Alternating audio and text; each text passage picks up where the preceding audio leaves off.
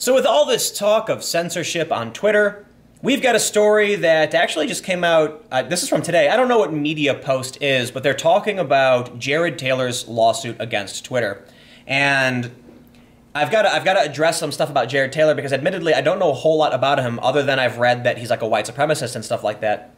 In this story, they call him a white nationalist, but I want to just look at his Wikipedia page first and then go over, So Wikipedia calls him an American author and journalist who has been described as a white supremacist. But I'm pretty sure he denies it. However, it says, Taylor, like many of the organizations he is associated with, often described as promoting racist ideologies by, among others, civil rights groups, news media, and academics studying racism in the U.S. And I feel like, they pull up the Southern Poverty Law Center and stuff like that. The reason I do this is because I've had a lot of people mention to me that, Southern Poverty Law Center isn't a particularly good source for a lot of the information on individuals. Now, I know that Jared Taylor had a video on IQ and race that was, restricted or whatever on YouTube. But honestly, I don't know a whole lot about him other than Wikipedia describes him as a white nationalist, as a white supremacist. Let me just... I think Wikipedia tries its best to be fair, but it's not perfect because, So they say that he maintains that he is instead a racialist who believes in race realism. I'm personally going to say that he is racist, and a lot of people don't realize that race realism is inherently racist. An idea that any race could be superior or inferior to others, whether or not it's, you believe it's true or not, it's simply racism. So, take it for what it is. I'm not going to read through all of his views, but there are a lot of people who are white nationalists who say they aren't. And look, we're in murky territory right now. But I want to talk about Twitter, and I want to talk about something interesting that I stumbled upon in talking to a lawyer. So, without spending too much time on this story, siding with Twitter, an appellate court has halted Jared Taylor's lawsuit alleging he was wrongly banned from the service. In a decision issued Friday, California's first appellate district said the Communications Decency Act protects Twitter from liability for decisions about what content to allow on the service. The appellate court stayed Taylor's lawsuit and sent the matter back to Judge Harold Kahn in San Francisco with instructions to either dismiss Taylor's complaint or to defend a decision allowing the case to proceed, but the appellate judges made clear that they believe the case should be dismissed outright, writing that Kahn appears to have erred in refusing to throw out the case. So, during a hearing in June, Kahn questioned Twitter's lawyer about whether that position was consistent. They called themselves the free speech wing of the Free Speech Party. My general understanding is that Jared Taylor is effectively arguing that they're not upholding their end of the contract, that Twitter has described itself as the free speech wing of the Free Speech Party, but is now, banning people for hate speech. I don't know exactly how it works. I don't know why Jared Taylor is filing a lawsuit in California. Maybe they have to. But I did speak with a lawyer, a tech lawyer, about some of this, and I have some ideas that are interesting that could be wrong, because I am not a lawyer, and I've only asked a few questions, so I can bring up some issues, but maybe I can send this over to Leor Lesser, who's the YouTube law guy, and he might have some interesting ideas on this. But, so first I want to talk about safe harbor provisions under Section 230. So this makes reference to the Communications Decency Act, and they say it protects Twitter from liability for decisions about what content to allow on the service. We have a problem with Section 230. There's good things and there's bad things about it. If you're not familiar, this is typically referred to as a safe harbor provision. It was created because there was a website being sued because someone wrote a comment in the comment section, and the person suing claimed that by allowing that comment, they were publishing it, and it was libel. So they were suing the company. Essentially, we had some politicians say that, look, if we're going to hold it against a website because a random person commented, we won't have an internet. So for a while, we had this really great idea that we can't hold it against a website for what a user posts. But this was before social media. And now things are fucking confusing. Because there's an idea of a publisher and a platform. If you're a platform, that's more like compared to a phone service. Verizon can't disconnect your phone service because they don't like what you're saying over the phone. Maybe they can, I don't know, but the general idea is they don't do this. That would be freaky. If you called one of your friends and said something, that was considered hate speech, then Verizon was spying on you and got rid of you. Twitter is a communications platform. That's literally what it's for. And they are banning certain speech, which means they are curating what is and is not on their platform. They allow everyone to post and then say, we're going to remove all that, and that's what's acceptable. And as such, I would argue they're a publisher. Because there's a difference between saying, hey, look, man, you can comment and we have nothing to do with it. I think a company should be protected if they don't interfere with what is posted on their platform.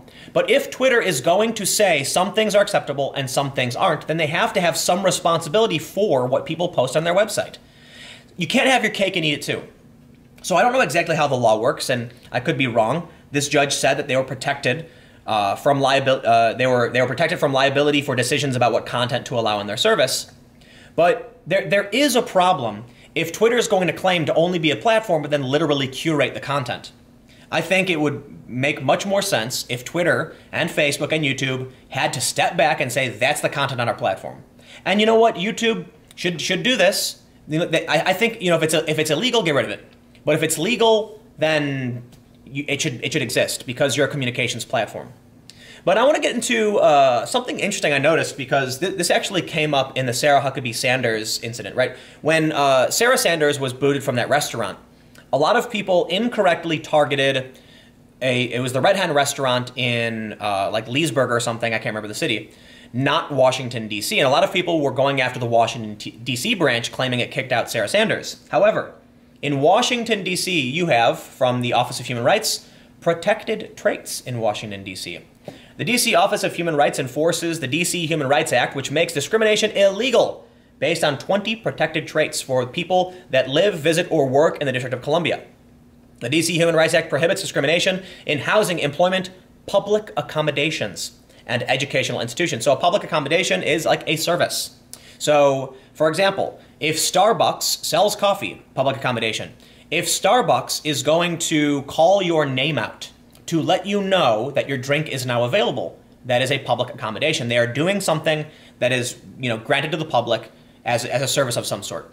So for you, if they said, I'm not going to call out your name because, like, let's say a transgender person who was not passing and appeared to be, male, said that their name was Sarah, and the barista at Starbucks said, I'm not going to call you Sarah, no way. And it's specifically based on their identity and the way they look, because personal appearance is protected in D.C., and a lot of different jurisdictions have similar laws. That would be discrimination, right? You can't do that. If you're going to call out one person's name, you got to call out everybody's name. Or imagine if a Starbucks barista refused to yell the name Israel, Christian, or Muhammad because they didn't like religion, right? That would be discrimination. You can't choose not to say someone's name because of your personal issues. Here's where it gets interesting. In Washington, D.C., political affiliation, belonging to or supporting a political party, is protected under human rights law in D.C. And that means if you go to a restaurant and you're wearing a big old Republican sticker, a D.C.-based restaurant cannot remove you because you are part of a certain political party. This is where it starts getting interesting because the political parties aren't just Democrat and Republican. No, there have been some really extreme political parties. Most notably on Twitter, not that long ago, they banned the American Nazi Party. And the American Nazi Party wasn't banned for violating hate speech rules. Twitter got rid of it for extremist groups. So I started to think something interesting. And I asked a lawyer about this, who could be wrong, right? There's different opinions in law. And I said, if I live in Washington, D.C., does Twitter have to abide by D.C.'s local laws? And I was told, yes, absolutely. A business, no matter where they're based, if they're operating in that jurisdiction, is subject to that jurisdiction's laws within its borders. Insofar as a resident of D.C. is using the Twitter platform, Twitter must abide by the laws set by D.C., in which case belonging to or supporting a political party is protected. Now, I've talked about this with some people, and they've said, yeah, but good luck proving that you're being discriminated against because you belong to a political party. And I thought about something. For one, it may be incorrect, right? It may be the reason that Jared Taylor and other people are suing in San Francisco is because Twitter is based in San Francisco, and that's you are going to their servers. They're not servicing your neighborhood. Your computer is connecting to San Francisco, and thus they are not subject to the laws of other areas. But I have to imagine that can't necessarily work, because imagine if there was a business that, look, a company that sells marijuana isn't going to sell marijuana to a state where it's not legal. They can't do that, right? But I understand that's them sending something your way. So it's complicated. And we're in the era of the internet, which is relatively new, and it's hard to know exactly how this will work. I know that when Weave was prosecuted, he got released, he appealed on a technicality for jurisdiction because they brought him to New Jersey, and he was in Georgia at the time of the alleged hack on AT&T. So I don't. If you don't know a lot about the Weave case, I'm going to cite this as part of my opinion, and I'm not a lawyer, I'm not a legal expert, but Weave was in Georgia and was accused of hacking AT&T while in Georgia, but AT&T's servers are not in Georgia. They brought Weave to New Jersey. He was convicted. He appealed, and a year later was released because they said New Jersey didn't have jurisdiction, or it was the wrong venue, right? That you can't take someone from Georgia. And if that's the case, I have to imagine that actions you take as a customer are based on your physicality, not the other physicality, not where the servers are located or some other jurisdiction, in which case I'm going to argue, and again, not a lawyer, maybe YouTube law could field this question, but I think it's worth talking about. If you are based in Washington, D.C., it sounds to me, could be wrong, it sounds to me like Twitter can't ban you for supporting a political party. Now, again, people have said, but how do you prove Twitter banned you for supporting a political party?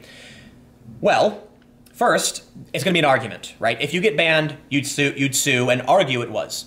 I would say this. On the surface, I believe it's fair to say that most people who are part of the Republican Party would argue there are only two genders, and they might be rather snarky and mean about it. And most people who are Democrats would argue there are more than two genders. Well, on Twitter, if you say disparaging things about non-traditional genders, that's hate speech, and you will be suspended and banned. If that's the case, there's only one political affiliation that is routinely targeted for that belief. Now, Twitter could argue, we're not targeting their political party, just the idea. But then you have to understand that that's a problem. If Twitter says an idea unique to one political faction is not allowed on our platform, well, aren't you technically banning that political platform? But it gets better. Because what if you created your own political party? It doesn't have to be Republican or Democrat. What if there was the Timcast party, right? So I made a political party called the Timcast for President, and I said the core of our party believes these things. And maybe one of those things is considered hate speech. So how about this? I said, I have the free speech party. We believe hate speech is mandatory. And as it's not so much that we want to, harm others or insult or offend others, but we will use hate speech in pursuit of our opinion that hate speech is free speech. So let's say your political party advocates for something, and you go on Twitter brandishing the logo of that party, maybe some of the most extreme parties in the world, and you never tweet anything specifically that would violate their rules, but they're going to ban you due to the imagery you use or the statements made by your political party for offline behavior. They would then be banning you for your political party affiliation, not based on what you said. I think this is interesting. Again, I'm not a lawyer, and we'll see if any of this, can work or play out. But I thought it would be interesting to bring up because there's been talk about political affiliation needing to become a protected class, but in D.C. it is. So I'm curious as to how citizens of D.C. who are granted political affiliation as a human right are affected by what Twitter, Facebook, and YouTube do. And then how do you even prove they're banning you for your support of a political party? I don't know, something to think about, but I'm going to get out of here. Stay tuned. I'll have new videos up tomorrow at 4 p.m. on the main channel, and thanks for hanging out.